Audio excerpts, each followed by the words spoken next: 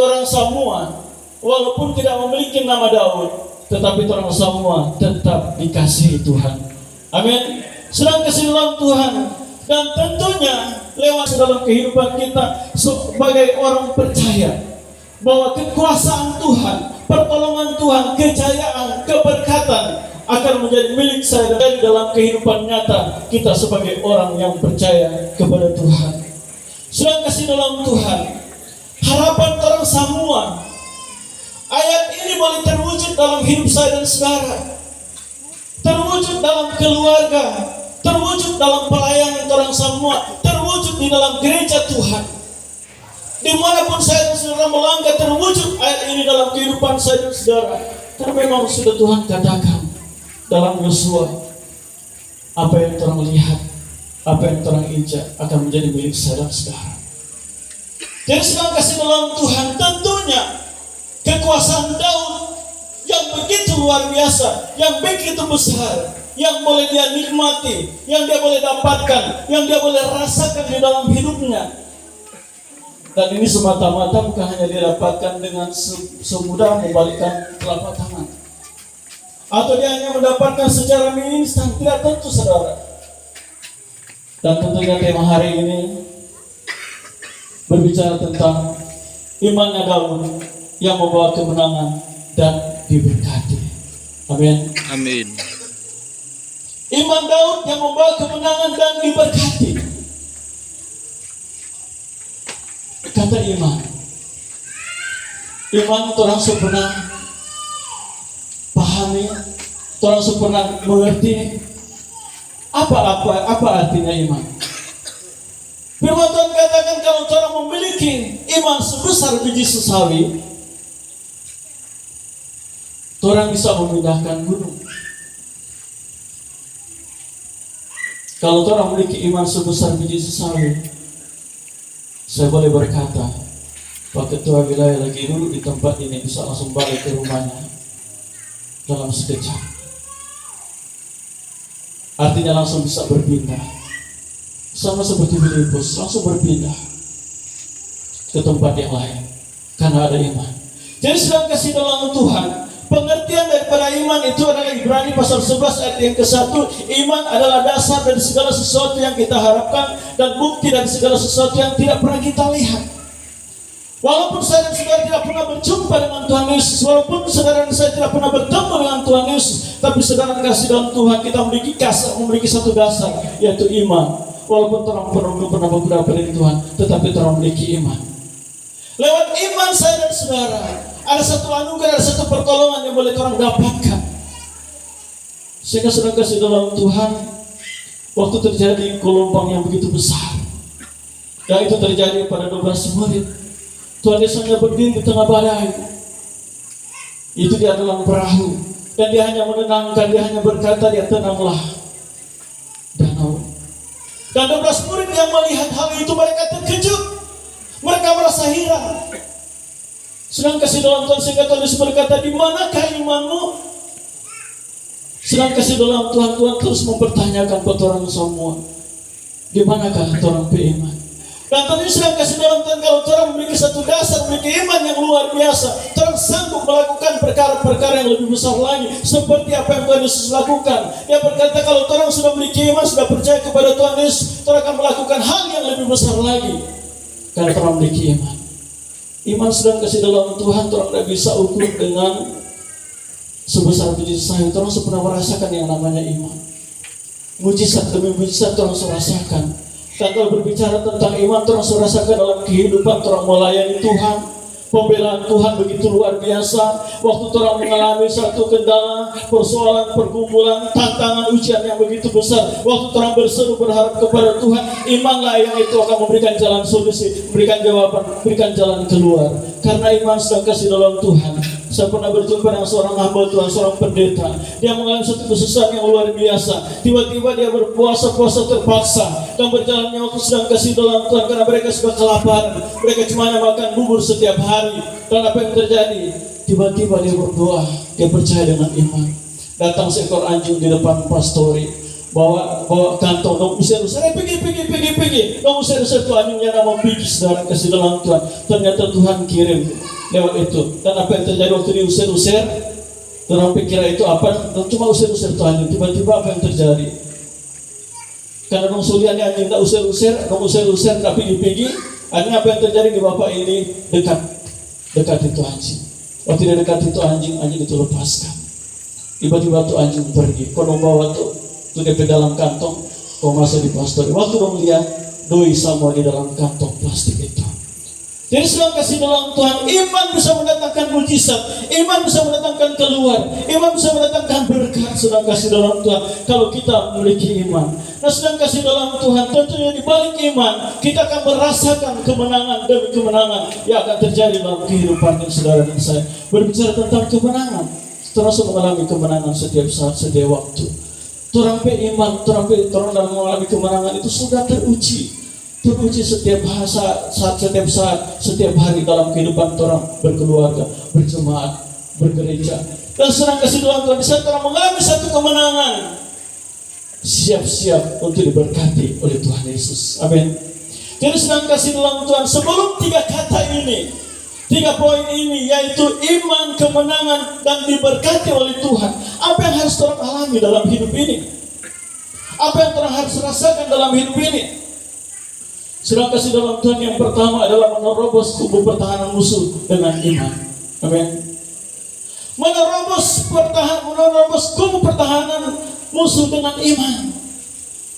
Dan ini yang dialami dalam kehidupan Raja Daud. Daud mengalami satu tantangan yang begitu luar biasa. Namun di balik tantangan itu dia bisa hadapi dengan iman. Sedang kasih dalam Tuhan, waktu itu sedang kasih dalam Tuhan terjadi satu suasana yang begitu mencekam, suasana yang membuat gelisah, suasana begitu menakutkan. Dan apa yang terjadi? Kalau orang melihat saat itu, Daud sedang menghadapi yang namanya Goliat. Goliat adalah seorang yang terlatih di medan perang. Kalau namanya terlatih berarti segala sesuatu teknik di medan perang dia sudah kuasai. Sedangkan Daud, dia bukan orang terlatih, tetapi dia hanya terlatih dalam hal apa? Sedang kasih dalam Tuhan, dia hanya terlatih dalam doanya. Amin. Dia hanya terlatih dalam pujiannya. Dia memiliki sedang kasih dalam Tuhan satu hubungan yang akrab dengan Tuhan, hanya berdoa kepada Tuhan, hanya memuji kepada Tuhan. Dan ini yang dilakukan oleh Daud. Sedang kasih dalam Tuhan. Dan di saat itu kita melihat bahwa ternyata Daud ini hanya memiliki pengalaman hidup bersama dengan Tuhan. Pengalaman hidupnya bersama dengan Tuhan yang membuat dia tidak mudah tergoyahkan di dalam hidupnya. Sehingga apa yang terjadi sedang kasih dalam Tuhan, sehingga kita melihat satu kebenaran. Dan tiba-tiba dia maju melawan Goliat. Dan di saat dia maju melawan Goliat, kita mesti tahu siapa Goliat itu. Tentunya Goliat itu dari Gat. Dan saya pernah pelajari bahwa Goliat itu bukan hanya Goliat cuma satu. Di dalam pasal yang kedua di situ dikatakan bahwa selesai dia mengalahkan Goliat, di ayat yang di pasal yang berikutnya dikatakan bahwa ada raksasa 2 yang dikalahkan oleh kakak-kakaknya Daud. Jadi sedang kasih dalam Tuhan, kalau kita melihat kebenaran ini bahwa Goliat ini memiliki tinggi kurang lebih 3,2 meter DP tinggi. Sedangkan Daud begitu muyul, begitu sederhana, begitu kecil, baru umur 12 tahun tiba-tiba dilantik untuk menjadi seorang raja. Tetapi sedang kasih dalam Tuhan, kita melihat satu kebenaran yang sungguh luar biasa. Walaupun dalam posisinya yang sangat kecil, walaupun Goliat yang begitu tinggi, begitu besar, tetapi apa yang terjadi? Misi untuk menyelamatkan mereka dari kegoncangan, dari hal yang mencekam mereka, dari kegelisahan mereka. Jadi kehadiran daripada Daud untuk memberikan ketentraman buat mereka, tapi mereka tidak pernah menyadari. Sedang kasih dalam Tuhan, dalam kehidupan nyata, waktu orang mengalami satu pergumulan yang sangat luar biasa, terkadang Tuhan akan kirimkan orang-orang untuk menenteramkan hati saya dan saudara. Ada orang-orang tertentu yang Tuhan kirimkan untuk berikan kedamaian, sukacita buat hidup saya dan saudara. Dan sedang kasih dalam Tuhan. Dan apa yang terjadi? Tiba-tiba dia tetap bertahan. Dia tidak putus asa. Daud tetap maju melangkah ke tempat itu. Dan apa yang terjadi saat dia maju ke tempat itu? Dia melakukan satu terobosan yang sangat luar biasa. Dia maju ke medan perang. Dan walaupun dia melihat satu suasana yang begitu luar biasa, tetapi itu tidak pernah menggoyahkan daripada iman daripada Daud itu sendiri.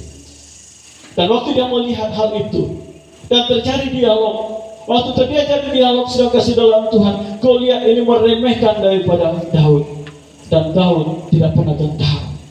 Dan apa yang terjadi? Dia hanya menggunakan nama Tuhan dan dia bisa mengalahkan Goliat. Hanya dia mengalahkan Goliat itu dengan sebutir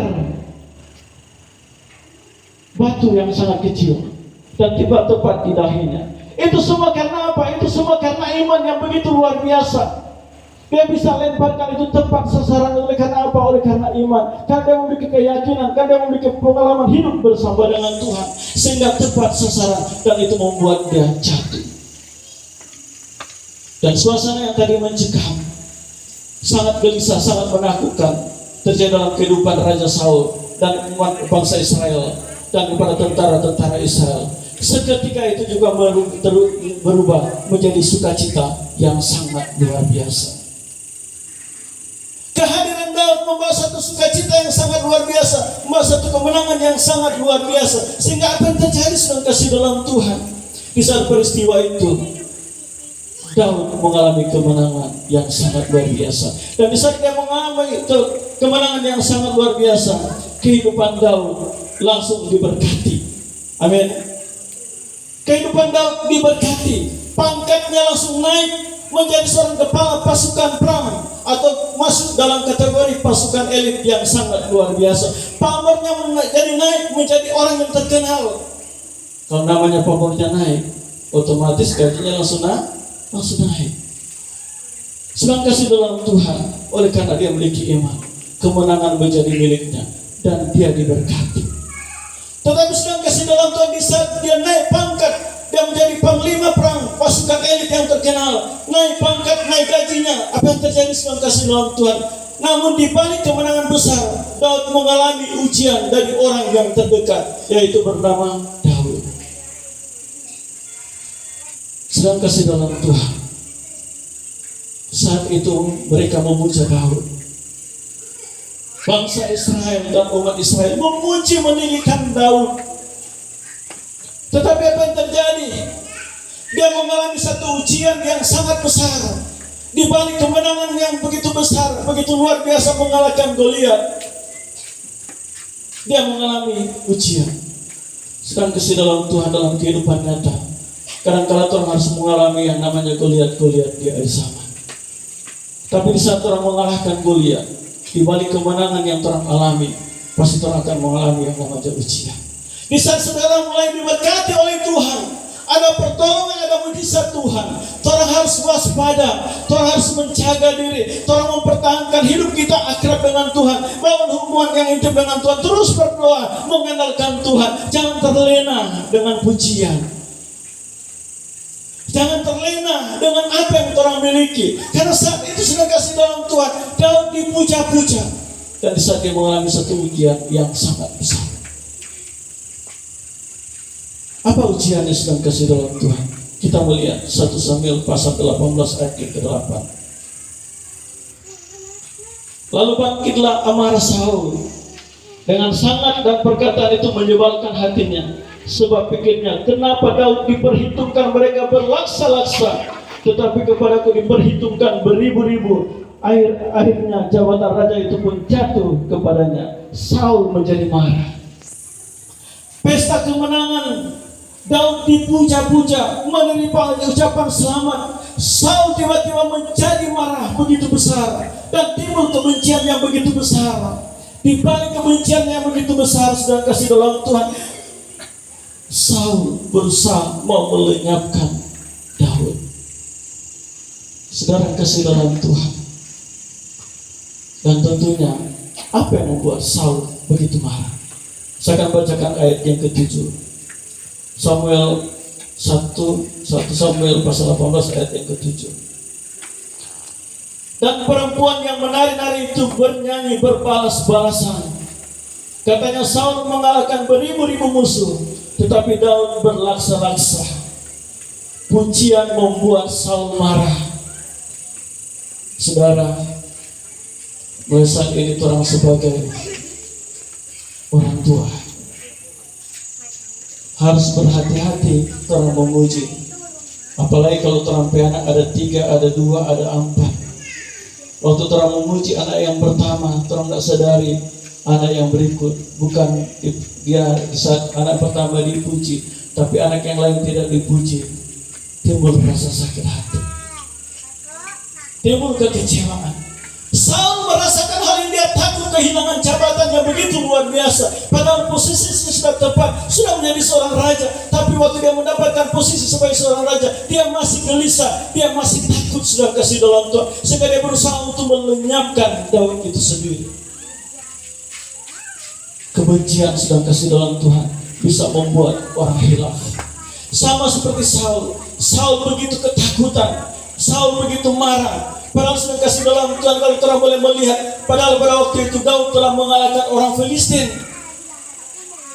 Tapi Saul lupa kebaikan daripada Daud. Dan realitanya kadang-kala juga orang harus mengalami hal yang sama. Setiap kebaikan yang kadang-kala orang terapkan, orang lakukan, bisa saja dilupakan. Tapi orang tidak perlu berkecil hati. Nah, sedang kasih dalam Tuhan, Daud begitu takut untuk kehilangan jabatan, sehingga sedang kasih dalam Tuhan, Saul berusaha mengejar dan untuk membunuh Daud itu sendiri. Dan saat dia mengejar sedang kasih dalam Tuhan, di saat dia dikejar oleh Saul, apa yang terjadi? Daud tetap berdoa. Amin. Daud tetap memuji Tuhan. Waktu orang sedang kasih dalam Tuhan, waktu orang melakukan hal yang luar biasa, hal yang baik kepada orang lain, tiba-tiba mereka memusuhi saya dan saudara, mereka membenci saya dan saudara, mereka memfitnah saya dan saudara. Tetap orang berdoa dan memuji Tuhan seperti Raja Daud. Waktu dia dikejar, dia tetap berdoa. Waktu dikejar, dia tetap memuji Tuhan. Walaupun dia sembunyi di goa yang ini, sembunyi di goa yang ini, sembunyi di goa yang ini, dia tetap berdoa sama Tuhan. Dia tetap memuji nama Tuhan. Sedang kasih dalam Tuhan. Di saat dia berdoa dan dia memuji Tuhan, dia menyampaikan isi hatinya kepada Tuhan. Dia sampaikan dia keluh kesah kepada Tuhan, sehingga muncul yang namanya. Sedang kasih dalam Tuhan, waktu dia sampaikan isi hatinya kepada Tuhan, Daud catat isi hatinya. Dia catat isi hatinya, dia catat, sehingga muncul yang namanya kitab Mazmur. Kitab Mazmur adalah merupakan isi hati daripada Raja Daud dan Salomo. Mereka ungkapkan catatan-catatan ini sedang kasih dalam Tuhan. Mereka ungkapkan catatan ini, dia tulis semua pergumulan persoalan hidup, dia catat. Dia ungkapkan, dia isi hati sama Tuhan, dan dia catat, dia isi hati. Akibat dia catat, orang bisa boleh nikmati sampai saat ini apa menjadi isi hati daripada Raja Daud. Sedang kasih dalam Tuhan, mari orang belajar. Di saat orang ada mengalami pergumulan yang begitu luar biasa, persoalan yang begitu luar biasa, orang catat, orang isi hati di buku harian. Catat, tapi jangan catat yang negatif. Satu saat anak baca, oke, apa ini begini. Jangan catat yang aneh-aneh lah, catat yang betul lah, yang bermanfaat untuk generasi berikutnya. Supaya orang lihat, oh bukan main. Waktu papa ada masalah, ternyata papa cuma catat. Waktu papa ada pergumulan di mama, dan cuma catat. Dan bukan hanya catat, orang berseru kepada Tuhan. Dan ini yang dilakukan oleh Raja Daud. Waktu dia berseru kepada Tuhan, dia berdoa kepada Tuhan, dia catat isi hatinya kepada Tuhan. Dan tentunya sebagai orang percaya, mari Tuhan terus mengungkapkan terang isi hati kepada Tuhan.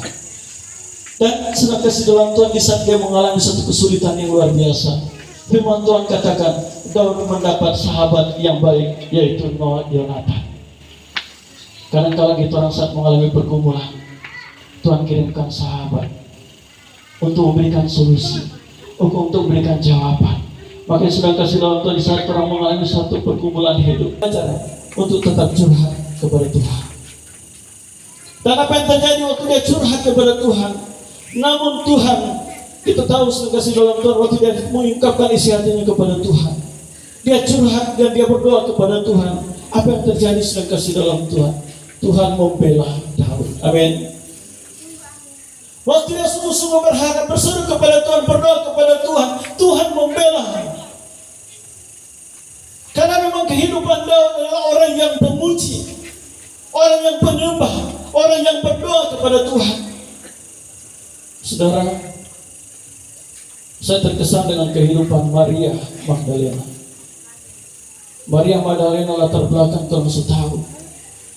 Tapi orang yang paling berdosa ini yang pertama kali melihat Tuhan Yesus bangkit. Karena Maria Magdalena selalu dekat dengan Tuhan, selalu menyembah kepada Tuhan, selalu akrab dengan Tuhan. Tuhan tidak pernah melihat latar belakang Magdalena, tapi Tuhan melihat hatinya yang selalu berdoa menyembah kepada Tuhan. Dan juga mengalami pengalaman pahit yang sama. Dia jatuh dalam dosa, tapi Tuhan tidak pernah perhitungkan dosa yang dilakukan oleh Raja Daud. Tetapi saat dia memiliki hati yang mau menyembah kepada Tuhan, berdoa kepada Tuhan, apa yang terjadi sedang kasih dalam Tuhan? Dia bisa mengundang hadirat Tuhan yang begitu luar biasa. Kemanapun Daud melangkah, kemanapun dia berada, Tuhan katakan dalam ayat tadi, Tuhan selalu menyertai dia. Dan akhirnya apa yang kasih dalam Tuhan terjadi? Akhirnya Daud diangkat menjadi raja di Yehuda dan Israel. Firman Tuhan katakan bahwa Tuhan menemui Daud untuk menjadi seorang raja di suku Yehuda. Waktu dia sedang mengalami satu masalah yang begitu luar biasa, dikejar-kejar Saul. Akhirnya Saul mati dengan kebencian dia sendiri. Dan saat itu, di saat Saul mati dengan kebenciannya dia, apa yang terjadi? Tua-tua itu datang berjumpa kepada Daud. Dia berkata, mari saudaraku, marilah satu darah, marilah datang dan jadi raja buat di Yehuda. Sedang kasih dalam Tuhan, tiba-tiba datang pertolongan Tuhan, imannya, kemenangan, dan dia diberkati mendapatkan satu jabatan yang sangat luar biasa, yaitu menjadi seorang raja di Yehuda. Dan saat dia menjadi seorang raja di Yehuda, dia bukan hanya menjadi seorang raja di Yehuda, tetapi berjalannya waktu dia diangkat menjadi seorang raja di Israel. Amin. Mendapatkan status, mendapatkan kedudukan, mendapatkan berkat yang sangat luar biasa. Tapi itu harus mengalami yang namanya iman, kemenangan, dan diberkati. Ujian, tantangan, cobaan harus Tuhan alami dalam hidup ini. Tuhan bisa ambil dari cara hidup Raja Daud. Apa yang Tuhan bisa ambil dalam kehidupan Raja Daud? Yang terakhir sedang kasih dalam Tuhan, Daud tidak pernah. Amin. Daud rendah hati, Daud suka berdoa, Daud suka memuji dan menyembah Tuhan. Marilah kita sebagai orang percaya, Tuhan selalu beriman agar berkemenangan dan diberkati oleh Tuhan. Sehingga ayat yang tadi berkata, lalu makin lama makin besarlah kuasa Daud, sebab Tuhan Allah semesta alam menyertai Daud. Amin. Sehingga firman Tuhan ini boleh terjadi dalam kehidupan saya dan saudara. Doanya juga begitu, saudara. Perluas. Dan menduga harapan Daud juga Raja Daud, diperluas kerajaan dan dia diberkati oleh Tuhan. Kerinduan saya dan saudara, usahamu, pekerjaanmu, pelayanan bersama sebagai gembala, perluas juga gereja-gereja yang ada di mitra. Tuhan perluas, karena Tuhan tahu bahwa Tuhan memiliki komitmen yang sama. Tuhan memiliki iman. Di balik iman Tuhan ada kemenangan, dan di balik kemenangan akan diberkati oleh Tuhan. Jadi sedang kasih dalam Tuhan, biarlah lewat pesan kebenaran firman Tuhan ini, Tuhan mulai hidup seperti apa yang dilakukan oleh Raja Daud. Dia selalu memuji Tuhan, selalu menyembah Tuhan, dia selalu mengampuni, dia selalu memaafkan. Kalau secara logika, Daud memiliki kesempatan untuk membunuh Saul, tapi Saul tidak melakukan hal itu. Di saat dia mendapatkan posisi itu, dia tetap berseru, berharap, tetap berendah hati. Jadi sedang kasih dalam Tuhan, kita akan mengambil firman Tuhan ini. Mari kita akan mengangkat satu pujian, karena Bapa sungguh baik dalam kehidupan saudara. Mari kita angkat pujian Bapa, Engkau sungguh baik.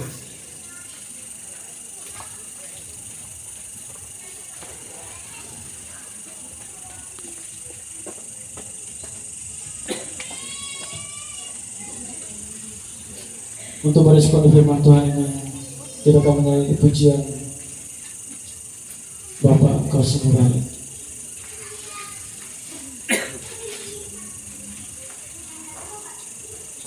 Glory, haleluya, ilamataka bersikin namun.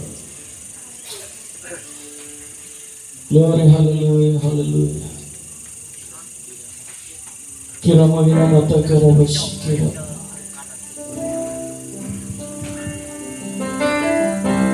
Haleluya, haleluya.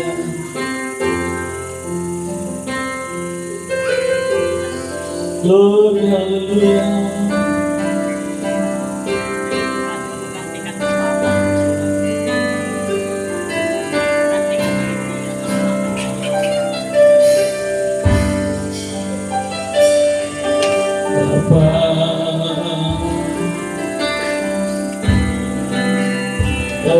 Engkau sungguh baik, Kau baik buat kami ya Tuhan. Biarlah kasih melimpah atas hidup kami. Glory, haleluya. Bapa,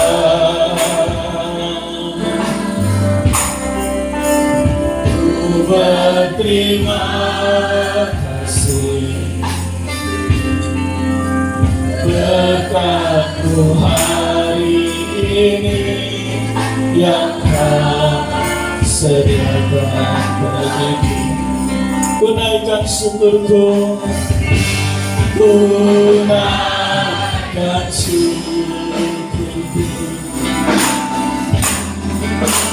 buat hari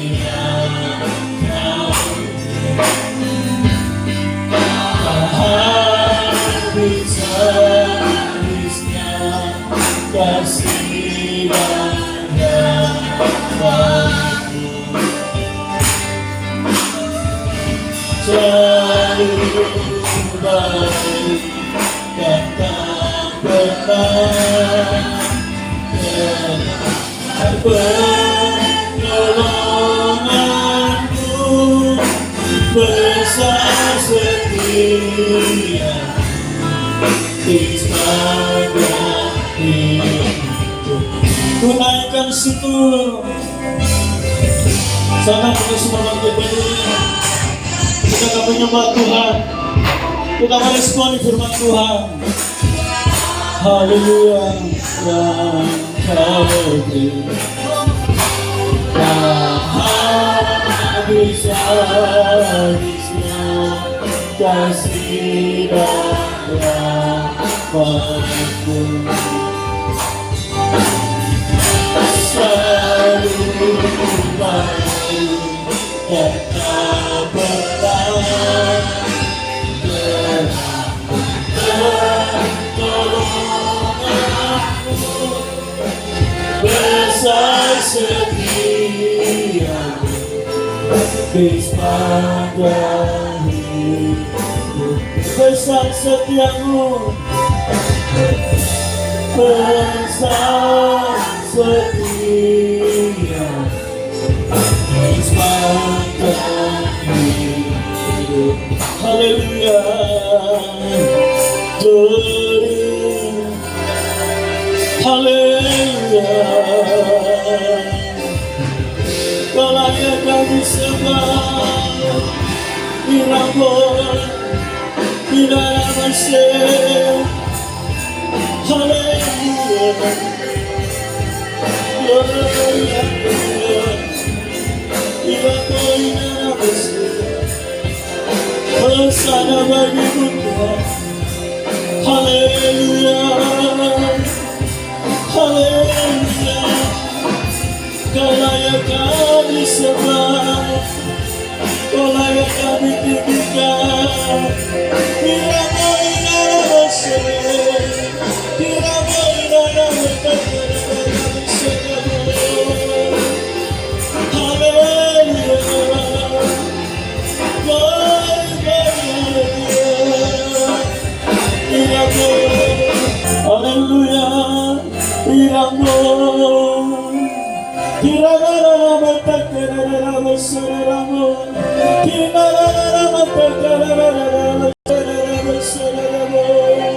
Pulihkan hati kami, pulihkan hidup kami ya Roh Kudus. Biar iman kami menjadi luar biasa ya Tuhan. Biar kami selalu berkemenangan di dalam Tuhan. Kami diberkati Tuhan. Glory haleluya.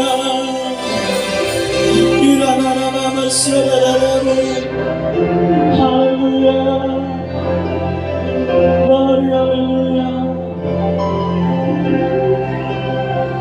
Saudara, kebencian Saul yang tidak mendasar membuat dia menjadi stres, dia menjadi marah, dia menjadi gelisah. Dan akibat dari semua itu, kecemburuannya membawa kematian dalam hidupnya sendiri. Yang lewat kebenaran restorasi dalam saudara saya, itu terang terus memberikan seperti Raja Daud, selalu mengampuni, selalu memaafkan, tidak menyimpan rasa dendam, tidak menyimpan rasa iri hati. Dia selalu berdoa kepada Tuhan, dia selalu berseru kepada Tuhan, dia selalu memuji menyembah kepada Tuhan, sehingga kemenangan, berkat dan mujizat menjadi milik Raja Daud. Terang itu hal ini juga terjadi dalam hidup saya dan saudara. Terang selalu berkemenangan di dalam Tuhan. Terima kasih Tuhan. Bila firman-Mu telah merestorasi hidup kami, untuk kami terus menjadi seorang pemuji, penyembah, memiliki iman, sehingga kami menjadi pribadi yang berkemenangan. Kami semua diberkati oleh Tuhan. Terima kasih Bapa, terima kasih Roh Kudus. Kami bersyukur dalam nama Yesus. Haleluya. Amin.